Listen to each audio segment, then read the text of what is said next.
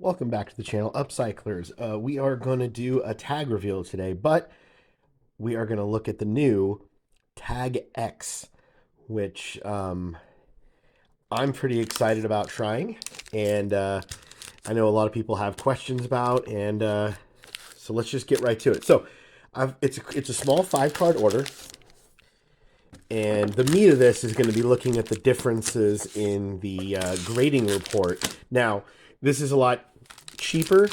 Speed wise, turnaround time was about the same, about 3 to 4 weeks door to door, which is great. I mean, it's not quite SGC speed these days, but it's pretty good. So we are going to start.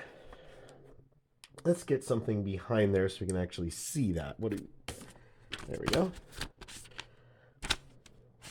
Let's get something other than that behind there. There we go. That is it's an 8.5, which is fine. I knew this had a scratch on it on the front. I forgot where it is. I think it's, well, we'll know when we look at the report. I intentionally chose some cards, some PC cards that I knew I had a little bit of damage on them because I wanted to see, how they came out on the grading report. For those that have looked at the grading reports before, the amount of thoroughness on the original tag grading reports is pretty crazy. It goes into like significant detail.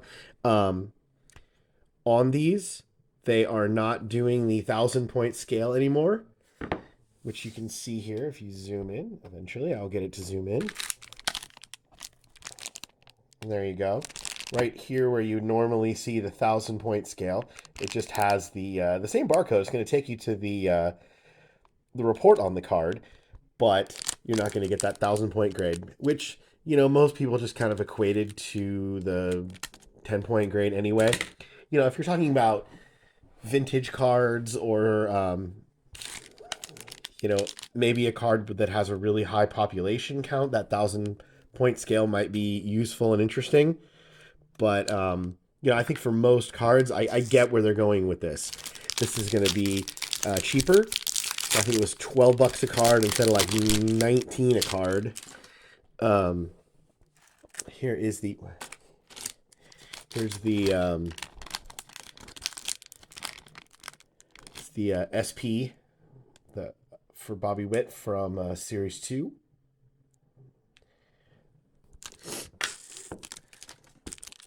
But yeah, we're just going to run through these last couple quickly here, and then we will switch over and take a look at the grading report. Yeah, PC stuff. Like my camera doesn't do justice how nice these are. If you haven't held one of these gold etch gilded cards, do yourself a favor and try to find a cheap one somewhere because they are gorgeous.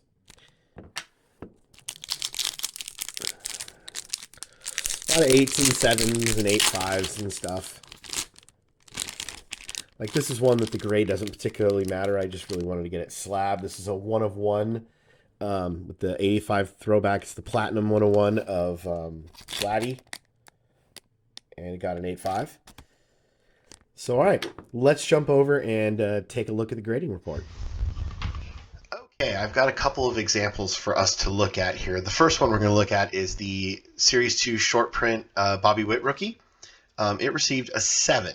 So this is the Tag X, more streamlined, simplified version of their dig report. And it's interesting. So we don't get the card rank anymore, of course, because we don't have the 1,000 point scale. But look how nice and summarized and simple it is. No problems with the corners. No problems with the edges. Centering is pretty spot on.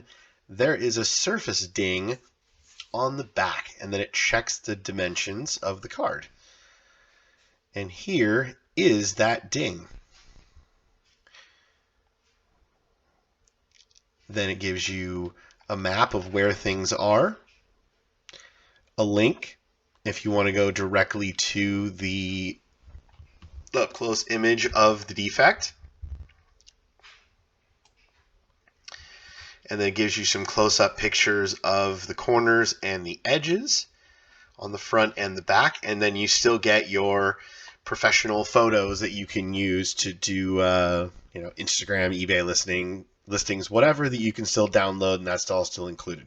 So really, um, apart from opening up the black box and showing us, the actual calculations that go on, in the back of how they actually get their final score, this is as much as we could ever hope and dream for any grading company to give us. This is the basic, why did my card get this grade, that we've always wanted from every grading company. And yeah, it's absolutely fantastic. Now, I took a closer look at my card, this card, and it's kind of hard to see, but yes, there's absolutely a depression. It looks like a fingernail depression, but it's too long and straight to have probably actually been done by a fingernail. So I don't know exactly what could have done that. But yeah, no, it's definitely there. And then if we go back here, I can actually pull it up, and then yeah, you can see it right in the upper right there, just above the sideways K and the KC in the upper right. That's the actual dent. So yeah, that's great. Sure, we'd all love for every card we send in to get a 10, but really we just want to know.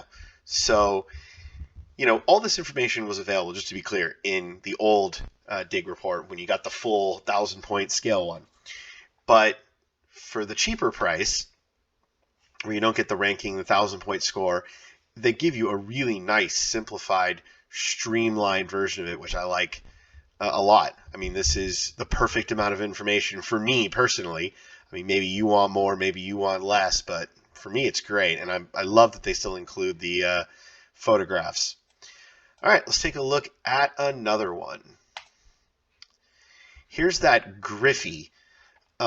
Interesting how dark the photo shows up on the old school refractor finish, which is just an interesting side note. This one got a 7.5. Look at that.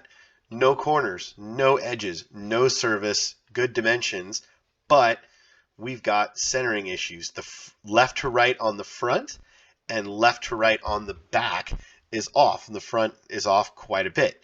Now, that's certainly possible because I don't know what these are supposed to look like.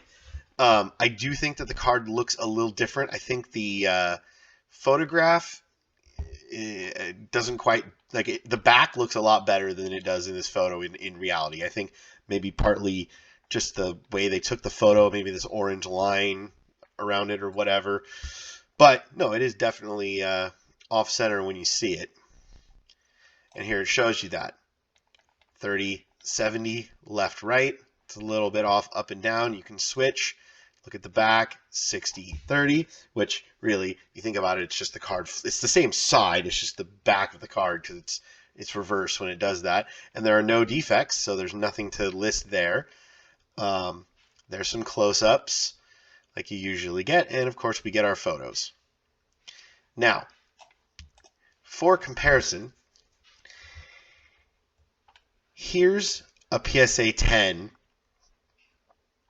the only PSA 10 of this exact same card I could find an image of. That gap right there definitely looks bigger than that gap right here. Whereas if you look at the non-preview version of the card, the actual one, that one, the gap on the left and the right of the banner at the bottom with the name looks much more even. I think there's a decent chance that, especially looking at how low that serial number is, PSA probably overgraded this card. In fact, I'd wager if you sent this in today, PSA would probably give it a 9 for centering. I mean, PSA is known to be a little more lenient on centering than some of the other companies, but and to be fair, the centering on this one certainly is better than on mine. But it'd be interesting to see. I'm actually kicking around the idea of cracking mine out and sending it to PSA because I have a feeling they're going to give it a 9, if nothing else, just to do it for the science. So if you look here, You can see how big that gap is on the left and on the right of the banner with the name and the Stadium Club Chrome logo and the Mariners logo at the bottom. It definitely is set much farther to the left.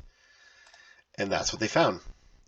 So anyway, love to know what you guys think. Are you going to start using this service versus the old one? Is it worth, the extra few bucks to get the 1,000-point scale in the ranking? I guess for me, in certain circumstances, it might be, but for the most part, I like this service and saving the $5 to $7 a card, over a course of, you know, dozens or hundreds of cards over years that you might send, the money will certainly start to add up. And like I said before, the turnaround time was virtually identical because, the process is basically the same on their end, right? It still has to be received and photographed and, run through the machine and put into the encapsulator and shipped back to you and all that stuff. So yeah, let me know. Like I said, let me know what you think. Please do all the usual YouTube stuff. Like the video, subscribe if you're not already subscribed. We try to put out new content generally around the world of grading every Friday morning at 11 a.m. Pacific time. And yeah, take care. Thank you very much for your time, and we will see you in the next one. Bye.